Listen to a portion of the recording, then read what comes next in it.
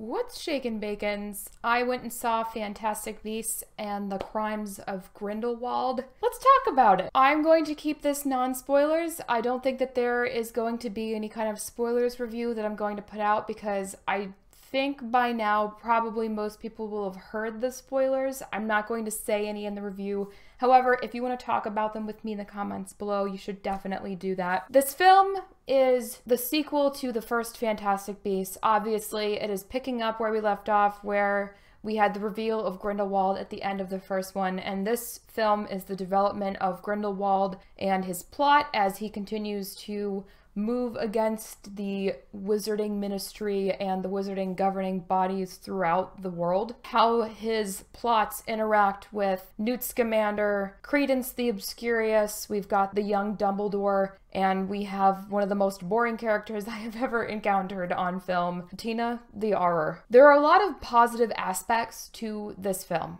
I want to say that straight off the bat. The music is incredibly well done. I am so impressed by the music. It was tasteful. It fit the tone perfectly. I think the music added a lot more to this movie that the film would have been otherwise lacking. The score was absolutely fantastic. I honestly could not say enough good about the music. Visually, this movie was also very interesting to see. And the creatures you encounter, since it is a Fantastic Beasts movie, there's going to be a lot of features and cameos from different magical beasts in these movies. For example, there's this amazing scene with the Zowu, which looks like a Chinese lion dragon type creature that they encounter, where its mane completely lights up and flares with different flames.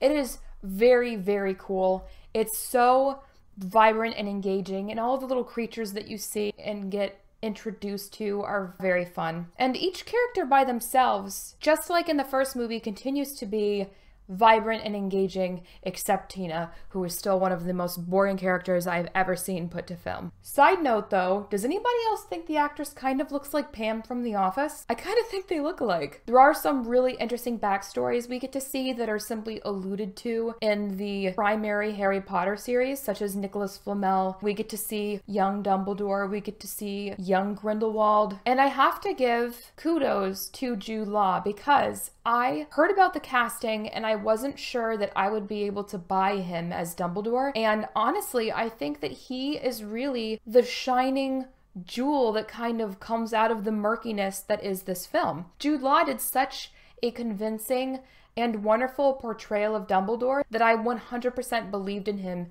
as that character.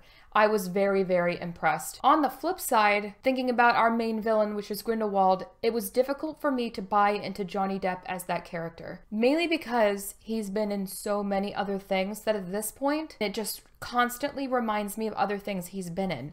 The makeup and the appearance he had in this made him look very much so just like the Mad Hatter that he played in Tim Burton's Alice in Wonderland. Parts of his personality and flair in this film were kind of Jack Sparrow-y in his delivery. I do think that Colin Farrell would have been a better player as Grindelwald. It upset me in the first one when they did this kind of flip where you get invested in this character throughout the film, and then P.S. it's somebody entirely different, and here's Johnny Depp who's been in everything under the sun. And I like Johnny Depp, but I do feel as though Colin Farrell would have been more believable in this role, and I think it would have added a depth that was lacking from Depp's performance, which is not his fault, but because he's been in so much, the perception of him by the audience and by myself is different than it would have been. With that said, the movie did a great job of making Grindelwald way more insidious and chillingly evil than they ever did with Voldemort in the original movies, at least in my personal opinion, because he's a familiar evil. And I think it's kind of obviously patterned after Hitler. Maybe that's just me. I always felt that Grindelwald was sort of an Adolf Hitler-like character, and it feels as though they definitely mirrored that in this character. He's very persuasive, he's charismatic, he convinces people to do things that their loved ones are like, "Who are you? Are you crazy?" He's a very divisive person, and he makes himself seem like the good guy. And that's the kind of familiar evil that is most dangerous. You get to see him in action, and in fact, I think one of the only good action scenes in this movie is when Grindelwald is when Grindelwald wreaks havoc at the beginning. And you're like, dude, this this guy is really cold-blooded. There's a scene where he abandons his pet. He just kind of callously hucks it out the window from thousands of feet up, and this is not really a spoiler. If you feel very spoiled, I apologize. But he just kind of casually tosses out this little pet that he has that had just seconds before been looking at him lovingly, almost like one of those kitten videos where it's like laying belly up and it's like, oh, I love you. And he just chucks it out of a window thousands of feet high. And it's like, dude, that's messed up. So they did a really good job of hammering home why Grindelwald was so dangerous and emphasizing why he was such a great threat. And they did a great job of explaining why it was that Dumbledore took so long to move against him, and that's a plot point that gets ties up at the very end. One of the biggest issues with this movie is it just felt unnecessary, and the plot was incredibly convoluted. Because of this, the tone was never urgent, and it never felt like anything was perilous or that anything was actually at stake. I found myself wishing that this movie would just end already, and a lot of the characters in this film are just really dull. And some of them appear only for this film, and there's very light and patchy explanations for who they are and why they're featured at all. And in some cases, there are major jumps in the plot and in the storyline that don't make any sense. And it didn't help explain what was happening with this convoluted plot. There's a bunch of leaps in logic about who Credence is. There's a twist at the end related to his identity that kind of just made me go, eh. Characters know things that they wouldn't normally know, and that we don't receive an explanation for why they would know it at all, or why someone would be at a certain location, or why they had to go to this one place in order to find something that hadn't even been explained that they were looking for. There is a lot that gets hinted at throughout the entirety of the movie that is finally not explained in any way until it was about half an hour before the ending, and it was explained in the form of a character that had somehow gotten shoehorned in, who gave a very lengthy flashback exposition.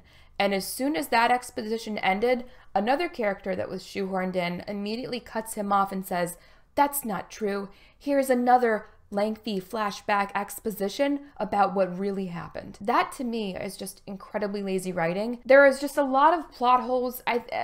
Another instance, for example, is if all of these witches and wizards can apparate, and they all apparate differently in this one than they did in the first one, if they can all apparate, how is Newt forced to take portkeys everywhere? Because we know he can apparate. We watched him do it in the first film. There's just a bunch of things like this that don't make sense, and the end didn't feel climactic, and the twist wasn't something that you could buy into. They did one of these things in this movie where they try and do a surprise reveal of someone's identity, and it's literally just to create intrigue for the next film. And when you look back at the history of the entire franchise prior to that, it's just not believable, and you can't make yourself get invested in it. And I think that this film really just felt like a filler. And part of the reason why I believe it didn't elevate itself to where it could be is because they wanted so desperately to make this a darker, more adult film, but they were afraid to lose the money and the dollars of a family audience. And so you've got a very strong contrast of trying so hard to be dark and adult while trying to keep it family friendly, and in the end it just makes it super lukewarm, and it's not great. It's not as good as the first one. It just kind of felt like a segue, and we're just waiting for the third one now because apparently everything needs to be a trilogy these days, which is unfortunate because I love the original Harry Potter series. This one is just not great because the studio didn't have the courage to go all the way to where they needed to be,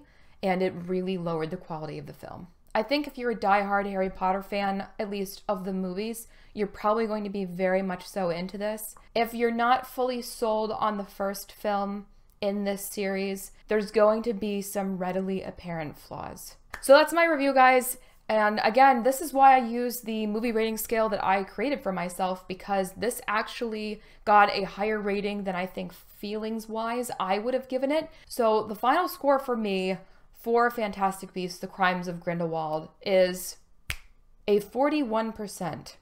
Let me know what you guys thought about this movie. Were you disappointed in it as I was? Did you feel it didn't reach its potential? Or did you really love it? I hope you guys are having an awesome, awesome weekend, and I will catch you later.